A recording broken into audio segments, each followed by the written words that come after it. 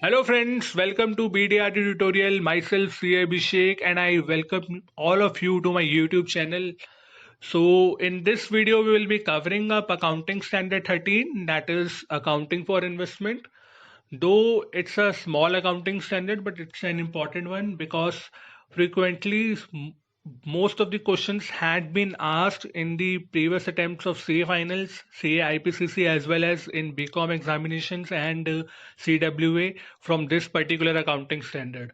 So let's start this accounting standard, and I just want to say one thing that those who want to view this video in Hindi, जो इस video को हिंदी में देखना चाहते हैं, Hindi video का link मैंने अपने डिस्क्रिप्शन बॉक्स में डाल दिया है। आप डिस्क्रिप्शन बॉक्स में जाके उस लिंक को क्लिक करके इस वीडियो को हिंदी में देख सकते हैं। So without further due let's just start.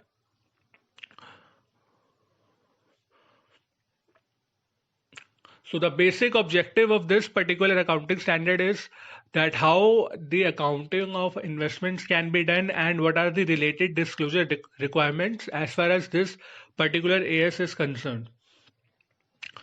Now, this particular AS is not applicable on the interest, dividends, and the rentals, and by the virtue of Accounting Standard 9, and it is not applicable on operating or financial lease, and it is not applicable on the investment which is related to retirement benefit plans and life insurance enterprises, as well as mutual funds, related asset managements, which are covering under Central or State Government Act or so declared under the Companies Act.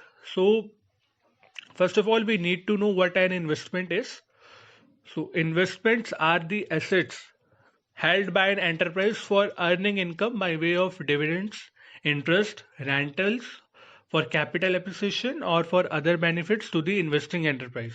So in common man's, or I would say in a layman's language, I should say that when a person purchases an asset, and the income which he is receiving or which he is deriving from that particular asset, so that particular asset shall become an investment for him, because in the future period of time that concerned person will be receiving some sort of income from that particular asset. So let us take an example. If I purchase a residential property, or if I constructed a residential property on a land, and I have decided to allot all the flats of that residential properties to some tenants, then the rental amount which I am receiving from those tenants shall be my income, and that particular resident property should be considered as investment. Similarly, suppose I purchase a car, and I have decided to utilize that car for transportation purposes, for Ola, Uber, like. So the income which I am deriving from that particular asset, so we can say that the car which I have acquired shall be considered as investment. Now, there are two types of investment. First one is current investment, which we also known as short-term investment, which is held for maximum 12 months or a year, and you can say that it should be realizable within a period of 1 year. So the investment which is by its nature readily realizable and is intended to be held for not more than 1 year from the date on which investment is made is current investment. So there are some examples of current investments, like saving account, RD account. You can say that. Um, the next one is long-term investment, which is other than current investment. So the investments which are other than current investment should be known as long-term investment, and the prima facie example of this is PPF. EPF, PPF, Public Provident Fund, Employees Provident Fund, like. Okay, so now how does the cost of investment should be calculated? Now, generally investment Generally, the cost of investment should include acquisition charges such as brokerage fees and investment. But in case if the investment is acquired by the issue of partly by the issue of equity shares or other securities or another asset, then the acquisition cost in that case shall be the fair value of the asset given up, or the securities issued, or the shares issued. Now, carrying amount of investment, we have to see in case of current investment, it should be lower of cost and fair value. And if there is any reduction in this realizable value, then it should be debited to profit and loss account. But if in case that realizable value increased subsequently, then the increase in value to the current investment should be credited to profit and loss account. So in case of reduction, it should be debited to profit and loss account, and in case of increment, it should be credited to profit and loss account. Now, in case of long-term investment, it is usually recorded at cost. However, if there is a decline in the carrying amounts of the long-term investment, then the same shall be charged to profit and loss account. And if there is a significant rise in the carrying amount of investment later on, then the reduction in carrying amount, the previous reduction in a carrying amount, should be reversed with the value of investment, or if there is no reason for the reduction, then that reduction amount shall be reversed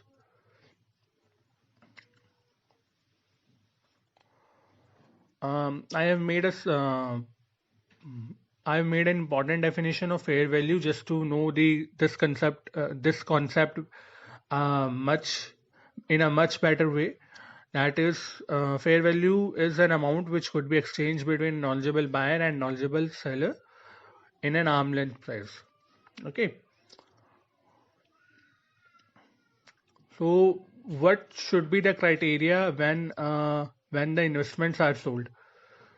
So in that case, the difference I would say between the carrying amount and the disposal proceeds, the net disposal proceeds, which we can say after deduction of net expenses, shall be recognized in the profit and loss account if the disposing of the part of holding of an individual investment, then the carrying amount should be allocated on the basis of average carrying amount to the total holding of the investment.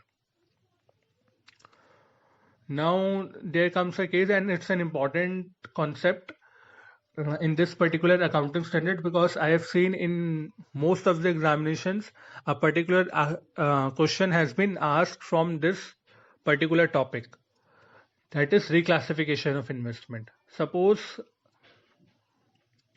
the long-term investment is reclassified into current investment, then we should value it at lower of cost and carrying amount on the date of transfer. Similarly, if the current investment is reclassified into long-term investment, then we have to value the investment at the cost and the fair value on date of transfer, whichever is lower. So I can this concept can be better understandable with the example with few practical examples. Let us look out for those practical examples in my next slide. Okay, so here's a question that a company wants to reclassify its investment in accordance with accounting standard, and there are certain cases given in this particular question. Now the first case is the current investment is purchased for rupees 10 lakhs and it is reclassified as long-term investment. Now market value as on date of transfer or as on date of balance sheet was 15 lakhs. So as we have read in our previous slide, that in case current investment is classifying into long-term investment, then the value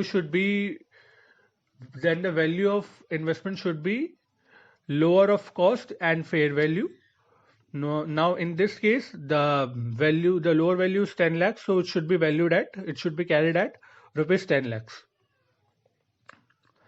In the second question, again, the current investment is purchased for 10 lakhs and it is reclassified as long-term investment.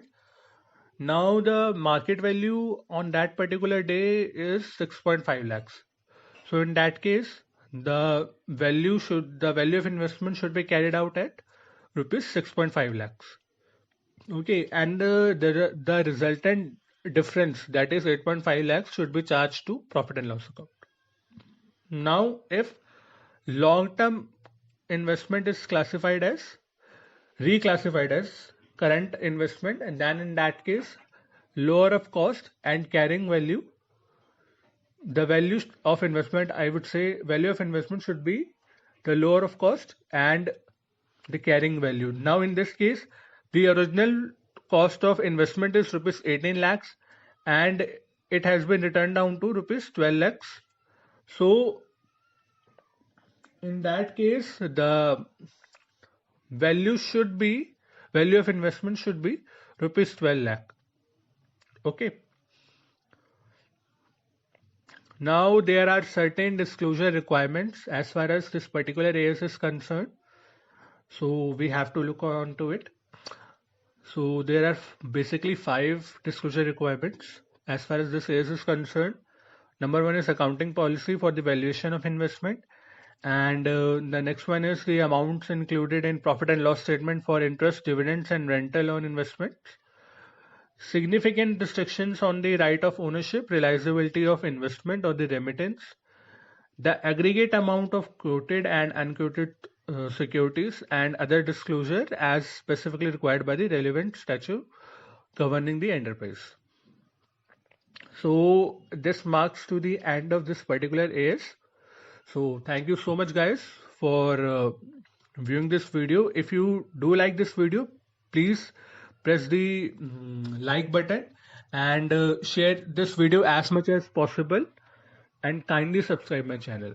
Thank you so much.